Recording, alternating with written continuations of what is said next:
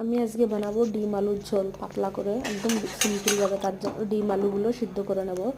ধুয়ে সিদ্ধ বসিয়ে দিয়েছি, আলু ডিম সিদ্ধ হয়ে গেছে। হয়ে গেলে এখন আদা জিরে আর কাঁচা লঙ্কা বেটে নিলাম। বেটে নেওয়ার পরে ডিম আলুগুলো ছুলে এরকম মাছের ঝোলের মতন আলুগুলো কেটে নিলাম, সিদ্ধ আলু। এবার লবণ হলুদ মেখে নিলাম।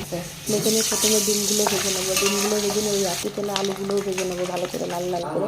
এই যে আলুটাকে তুলে নেবো। আলুটাকে তুলে নেওয়ার পরে তারপরে পুরো আর একটু তেল দেবো কড়াইতে। আর একটু তেল দেওয়ার পরে গোটা জিরে আর তেজপাতা দিয়ে দেবো কড়াইতে। তেজপাতা দিয়ে পরে একটু রসুন কেটে দিয়ে দেবো, আদা কুচি দিয়ে দেবো। দিয়ে একটু ভালো করে ভাজা হয়ে গেলে সামান্য পরিমাণে পেঁয়াজ কুচি দিয়ে দেবো। ওই যে আদা জিরে কাঁচা লঙ্কা বাটাটা দিয়ে দিলাম। সামান্য একটু লঙ্কার গুঁড়ো, একটু ধনের গুঁড়ো আর লবণ দিয়ে দিলাম। দিয়ে হলুদ দিয়ে ভালো করে একটু তেলে করে নাড়াচাড়া করে নিয়ে ডিম আলুগুলো সব ঢেলে দিলাম। একটু ভালো করে একটু কষাই নেওয়ার পরে দিয়ে দেবো টমেটো কুচি দিয়ে আলাদা করে নাড়াচাড়া করে তারপরে দিয়ে দেবো জল ঢেলে এবার দিয়ে গরম মশলা বেটে দেবো। ওদিকে ধনে পাতা দিয়ে দেবো, গরম মশলা বাটা দিয়ে দেবো। ডিমের কারি রেডি হয়ে গেছে।